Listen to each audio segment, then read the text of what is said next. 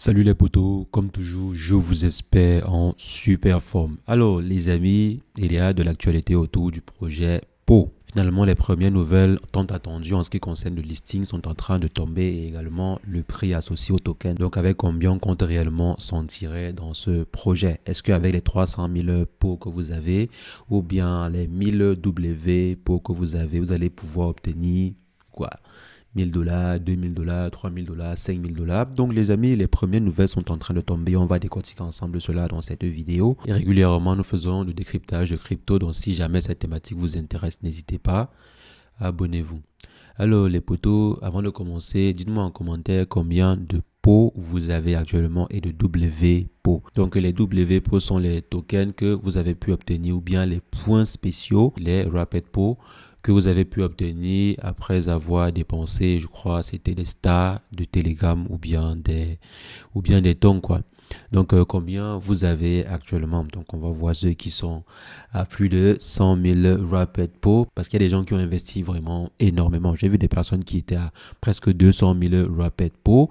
Il y a ceux qui étaient à 100 000, d'autres étaient à 50 000, d'autres étaient à un peu plus de 300 000. Donc, il y a des gens qui ont investi vraiment beaucoup d'argent dessus parce qu'ils ont espoir que le projet puisse faire mieux que tous les derniers projets. Parce que si on essaie de voir les 3 derniers projets phares qui se sont lancés sur l'écosystème Telegram ont été des flops, la plupart. Donc on a par exemple des projets comme quoi, comme Tomarket qui a été un flop. Avant Tomarket, je crois on avait également, bon, j'oublie même les noms, mais généralement ce n'est pas ça quoi. À la limite, vous pouvez récupérer l'argent investi, mais généralement c'est compliqué de récupérer tout votre argent investi. Mais bon, comme certains le disaient, ça reste un investissement. Mais c'est vrai que l'investissement en question va beaucoup plus dans la poche de certaines personnes quand il est mal utilisé. Mais bon, revenons dans le vif du sujet les amis. Comme je disais, mettez en commentaire le nombre de points que vous avez. Et actuellement, si la team est en train de déplorer son compte Twitter, je crois que c'est la 5e fois ou la 4e fois que le compte de Twitter est banni. Le compte de Twitter de la team est banni. Et ces derniers sont déjà un peu fatigués. Ils ont dit qu'ils ne vont plus relancer de nouveaux comptes, mais ils sont en train d'envoyer toutes les informations nécessaires à Twitter pour que Twitter rétablisse leur compte. Parce que je crois qu'ils sont passés à compte pour entreprise, le compte avec le badge doré. Malgré cela, le compte néanmoins c'était banni.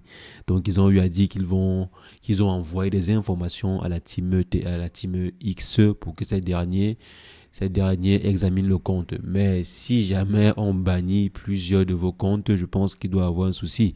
C'est vrai que ces derniers ont eu à dire qu'ils suspectent un groupe de personnes qui sont en train de signaler la plateforme, signaler leur compte et tout. Mais si on signale votre compte, si je crois qu'on signale 3 de vos comptes, ça veut dire, et que Twitter accepte, pardon, ça veut dire qu'il y a un souci. Ou bien que la plateforme X accepte, ça veut dire qu'il y a un souci. Et je crois pour obtenir un compte avec badge doré, c'est beaucoup d'argent. Ce n'est pas 100 $ ou 200 $. Je crois que c'est au minimum 700 $ en montant, voire 10 000 $ avec des publicités incluses. Donc si vous voulez prendre des publicités également, je crois que c'est plus de 10 000 $. Donc avoir un compte avec un badge doré, ce n'est pas donné. Donc maintenant, signaler votre compte avec un badge doré, ça veut dire que la team déjà derrière X, avant de vous attribuer ce badge doré, la team X n'a pas effectué les recherches qu'il fallait. Je pense que avant d'offrir un badge doré, la team de X, de Twitter, ex-Twitter, effectue les recherches qu'il faut. Et si par la suite, votre compte est banni, ça veut dire que vous avez quand même fait gaffe. Donc il y a quand même, comme on dit souvent, il n'y a pas de fumée sans feu. Ça veut dire qu'il y a quand même quelque chose qui cloche dans cette affaire avec des comptes Twitter. Mais pour l'instant, ils ont eu à dire que les prochains communiqués de la team vont se faire à travers les comptes des développeurs. Donc, ils ont mis 2 comptes de développeurs à suivre. Maintenant, les comptes de développeurs sont généralement faciles à cloner, faciles à copier. Donc, je me dis, on peut facilement voir 10 comptes développeurs ou 20 comptes développeurs similaires sur la plateforme. Donc, il faudra vraiment faire très, très attention pour ne pas se faire arnaquer. Si bien sûr, déjà, le projet en lui-même n'est pas une arnaque parce que là, on va fuir l'arnaque pour tomber dans l'arnaque. Donc, il faudrait déjà voir si jamais le projet en lui-même n'est pas une arnaque. Maintenant, à côté de l'information sur leur compte Twitter, ces derniers sont en train de préparer le fameux airdrop, en commençant bien sûr par le pré-market. Donc, d'ici quelques jours, les informations relatives alternatives au airdrop devraient survenir sur le marché. Et je pense qu'on aura le airdrop sur des plateformes comme OKX, comme Bybit. D'après l'image qu'ils avaient eu à poster un temps, sûrement le pré-market aura lieu sur ces différentes plateformes-là. Et on sait très bien que pour pouvoir lister, avant de lister un projet, on commence toujours par pré-market. La plupart de ces projets-là commencent toujours par pré-market. Au départ, le projet Hamster Combat disait qu'il ne gagnait presque rien avec l'activité de pré-market. Mais on connaît très bien qu'il y a des gains qui sont générés en pré-market. Et souvent, certains projets profitent de ce pré-market-ci pour avoir par exemple des idées sur le prix qu'ils pourraient adopter au listing. Le pré-market est très important pour ces projets-là. Donc, dit que le pré-market n'est pas important ou bien qu'on ne profite pas de ce pré-market-là. Généralement, si un projet le dit, c'est que c'est un mensonge. Donc maintenant, le projet PO va également passer par cette étape-là, par l'étape de pré-market, pour obtenir plein d'informations sur le marché et également, pourquoi pas, se faire du profit en fonction bien sûr des conventions qu'ils auront avec les plateformes sur lesquelles on va voir les pré-market. Et généralement, si vous prêtez un peu attention, vous allez voir que les pré-markets sont définis par la team derrière les projets. Donc, c'est la team derrière le projet, derrière un projet qui autorise un pré-market sur une plateforme. Et maintenant, comme on a eu à dire, les pré-markets servent pour prendre des décisions en ce qui concerne le prix. Donc, à combien est-ce que le token sera listé et combien vaudra par exemple un pot ou bien un rapid pot. Donc, d'après les premiers indices, d'après les premières rumeurs, un pot vaudrait 0,0093. Donc, ça veut dire que si vous avez 5000 pots, vous aurez environ $46 d'après Mr. BTC sur Binance Square. Donc, si un pot vaut 0,0093, c'est quand même intéressant. Ça veut dire que ceux qui ont 100 000 pots, on est à $930. Ce que moi je pense bien sûr qui n'est pas le cas. Donc moi je pense que ce n'est pas vraiment le cas. La team ne peut pas rémunérer autant. D'après moi, bien sûr, la team ne peut pas rémunérer autant. Donc ceci, je pense que ça reste à prendre avec des pincettes. Cette information aussi reste vraiment à prendre avec des pincettes. Car si on rémunère à 0,0093, ça veut dire que, bon, il y aura des personnes qui auront plus de 13 000 $. Surtout ceux qui ont, par exemple, plus de 1 million de points ou 10 millions de points. Ceux-là seront à plusieurs centaines de milliers de dollars. Maintenant, ceux qui sont à 1 milliard, je pense qu'il y a un compte qui a plus de 1 milliard de points. Si je ne me trompe pas, aux 100 millions de points, ça veut dire que ceux-là seront à presque 1 million de dollars. Et je ne vois pas où est-ce qu'un projet similaire peut prendre 1 million de dollars pour ma part.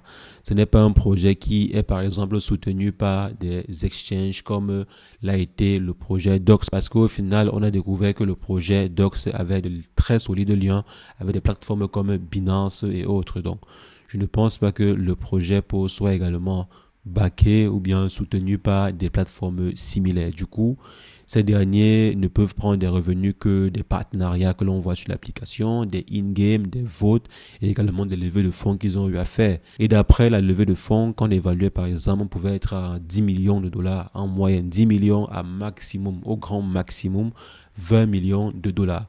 Et si on est à 10 millions de dollars ou 20 millions de dollars, on ne peut pas prendre 1 million, on donne à une seule personne. Il y a plus de 72 millions d'utilisateurs ou bien de comptes. C'est vrai qu'ils ont banni plus de 60 millions de comptes. Ça veut dire qu'on reste avec approximativement 10 millions de comptes ou au grand maximum 20 millions de comptes à rémunérer.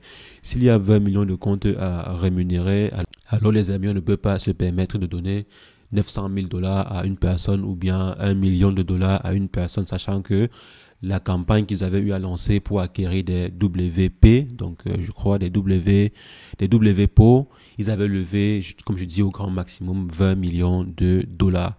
C'est vrai également qu'il y a souvent des campagnes de vote qu'ils lancent régulièrement pour voter les meilleurs projets dans lequel plus tu votes, plus tu auras des pots. Généralement, ces campagnes-là aussi peuvent lever quelques 100 000 $, 50 000 $ et autres. Donc, on peut aussi avoir des sources de revenus qui viennent de ce côté-là.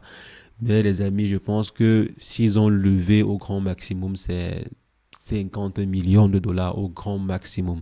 50 millions de dollars. Mais 50 millions de dollars, on ne peut pas distribuer 1 million de dollars à une personne. Ça veut dire que l'estimation qui circule actuellement, s'il sera fausse, sera tout à fait biaisée.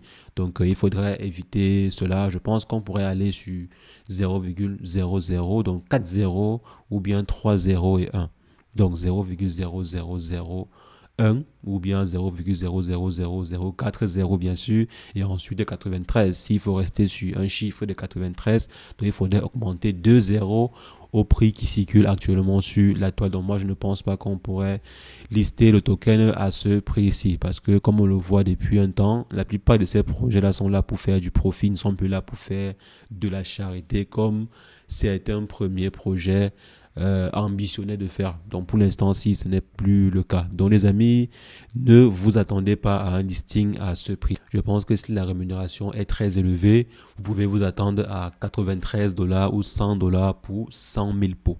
Donc si vraiment elle est très très bien faite, 100 000 pots vont vous donner 100 dollars. Là vraiment, ce serait le max quoi. Ce serait le max selon moi bien sûr et selon les derniers projets. Maintenant, dites-moi en commentaire combien est-ce que vous pensez qu'on pourra rémunérer un pot ou bien 100 000 pots.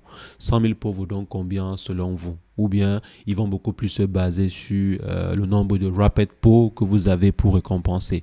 Mais s'il faudrait simplement se baser sur les pots, combien est-ce que vous pensez qu'un pot vaudrait? Ou bien un rapid pot, si vous préférez, vaudrait en termes de dollars. Pour ma part, je pense qu'on pourrait au grand maximum aller sur du 100 000 pots équivaut à 100 dollars. Donc, si vous avez 300 000 pots, vous pouvez vous attendre au grand maximum à 300 dollars. Pour mon cas, bien sûr, pour ce que je pense. Maintenant, dites-moi ce que vous en pensez en commentaire. On attend le pré-market d'ici quelques jours. Je pense qu'au plus tard, en début du mois de février, on aura accès à cette pré-market-là. On espère bien sûr que le airdrop aura également lieu en début, voire au mois de février. Donc les amis, c'est ce que je voulais partager avec vous dans cette vidéo. On va se revoir très prochainement pour une nouvelle vidéo sur le décryptage de crypto. Mais entre-temps, portez-vous bien. Ciao, ciao.